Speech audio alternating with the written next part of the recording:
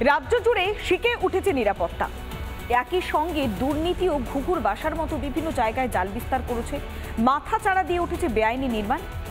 যেমন ধরুন, মহানন্দা চরে বসে জানলা দিয়ে কিংবা বারান্দা দিয়ে পরিবেশ উপভোগ করবার সুখটাই কিন্তু আলাদা। সেই লোভে পর্যটক টানতে মহানন্দা নদীর মধ্যেই গজিয়ে উঠেছিল রিসর্ট। জানি প্রথম খবর করেছিল রিপাবলিক বাংলা।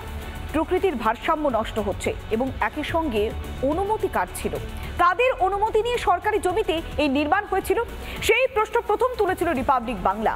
আর তারপরে টনক নড়ে প্রশাসনের। তড়ি ঘড়ি দোষ ঢাকতে আসরে নামে প্রশাসন। সিল করার পর এবার রিসর্টটি ভেঙে গুড়িয়ে দেওয়া হয়। দেখুন সেই ছবি।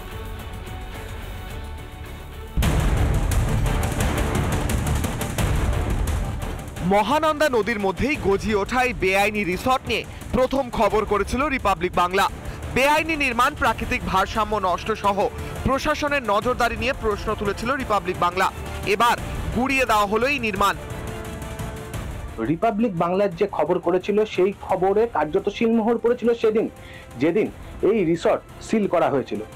পরবর্তীতে এই রিসর্ট অবশেষে প্রশাসনের পক্ষ থেকে ভেঙে দেওয়া হলো। আমি একটু দেখানোর চেষ্টা করব। ঠিক আমার পেছনে রয়েছে সেই রিসর্টের ভাঙা অংশ, যেখানে গতকাল থেকেই প্রশাসনিক আধিকারিকেরা তারা কিন্তু এই রিসর্ট ভাঙার কাজ শুরু করেছে।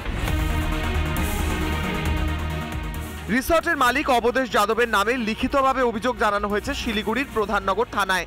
মাটিগাড়া ব্লক প্রশাসনের পক্ষ থেকে মালিকের কাছে জানতে চাওয়া হয়েছে কিসের ভিত্তিতে এই অবৈধ রিসর্ট তৈরি হয়। প্রশাসন সূত্রে খবর, মালিক পক্ষ এর যথাযথ উত্তর দিতে পারেননি। এরপরই বুধবার থেকে ভাঙার কাজ শুরু হয়। নদীর মধ্যে তাদেরকে কিন্তু বিদ্যুৎ সংযোগ দেওয়া হয়েছিল।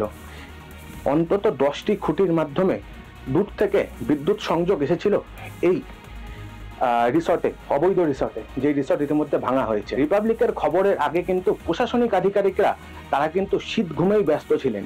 রাজ্যের সরকার এবং তৃণমূল কংগ্রেসের নেতারা এই অবৈধ নির্মাণের সাথে হয় সরাসরি যুক্ত অথবা ঘুরপথে তারা যুক্ত। তার ফলশ্রুতিতে উত্তরবঙ্গের জল, জঙ্গল এবং জমি প্রত্যেকটাই বিপন্ন। পিঠ বাঁচাতে শাসক দল এই বেআইনি নির্মাণের দায় ঠেলেছে ভিন রাজ্যবাসীর দিকেই। বিভিন্ন রাজ্য থেকে মানুষ এসে তারা এই ধরনের কাজে বেশিরভাগ ক্ষেত্রেই তারা লিপ্ত হচ্ছেন এবং সরকারকে এবং স্থানীয় প্রশাসনকে বদনাম করার চেষ্টা করছে। এর বিরুদ্ধে আমরা তীক্ষ্ণ দৃষ্টি নজর রাখছি। এখন দেখার বিষয়, এই ধরনের আর যে সমস্ত রিসর্টগুলি শহরের মধ্যে বেআইনিভাবে গড়ে উঠেছে কিংবা নদী চর কিংবা অন্যান্য সরকারি জমিতে গড়ে উঠেছে, তাদের বিরুদ্ধে কি ব্যবস্থা নেয় প্রশাসন। মহানন্দার চর থেকে সোনারজিৎ বোস, রিপাবলিক বাংলা। যখনই হাসিনা সরকারের পতন হয়েছিল তখনই বারবার আমরা দেখেছি উত্তপ্ত হয়েছে ওপার বাংলা। সেই আঁচ এপারে পড়েছে। বারবার বাংলাদেশে অনুপ্রবেশকারী গ্রেফতার হয়েছে। তবে সংখ্যালঘু তোষণের অভিযোগ বারবার করেছে বিরোধীরা। আর এবার দেখুন, বাংলাদেশের ঘটনার যেন ছবি ধরা পড়ছে এই বাংলার বুকে। কিভাবে? নদিয়ার নাকাশিপাড়াতে একটা পোস্টার, আর সেই পোস্টার ঘিরেই বিতর্ক। গান বাজানোর উপরে নিষেধাজ্ঞা জারি করে পোস্টার পড়েছে বিল্লগ্রামে। পোস্টারের পরেই এলাকায় চাপা উত্তেজনা। পুলিশ ঘটনাস্থলে গিয়ে খুলে ফেলেছে পোস্টার।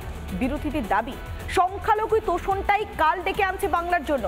অপরদিকে তৃণমূল কংগ্রেস এই ঘটনার পেছনে অযথা রাজনীতি করা হচ্ছে এমনটাই অভিযোগ আনছে।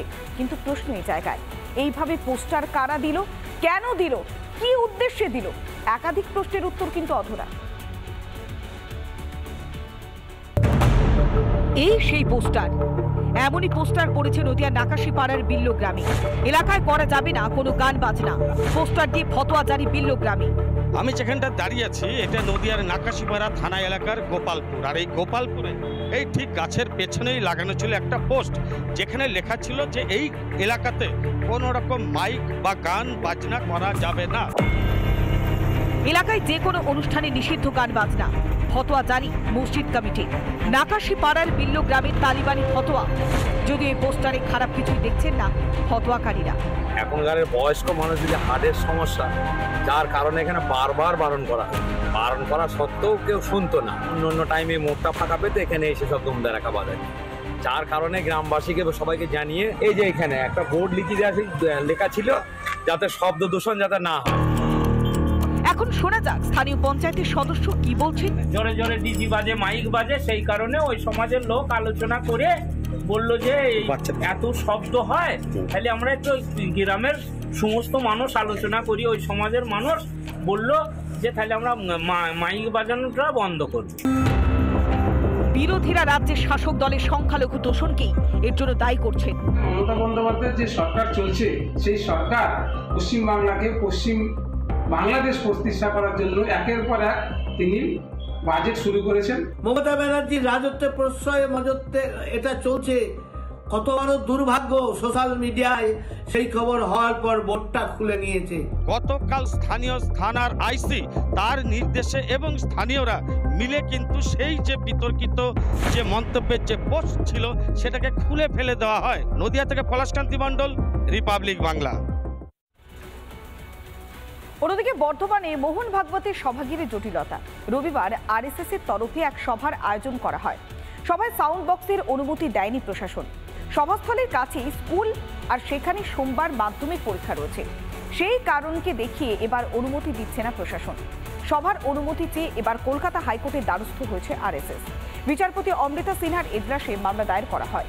শুক্রবার এই মামলার শুনানির সম্ভাবনা রয়েছে।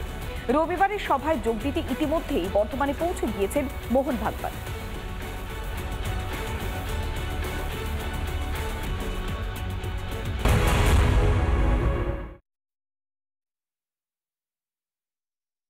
নানা ধরনের কন্টেন্ট দেখার জন্য লাইক করুন, শেয়ার করুন আমাদের ফেসবুক পেজ, সাবস্ক্রাইব করুন আমাদের ইউটিউব চ্যানেল। পাশাপাশি অন্যান্য ব্রেকিং নিউজের জন্য অবশ্যই চোখ রাখুন রিপাবলিক বাংলায়।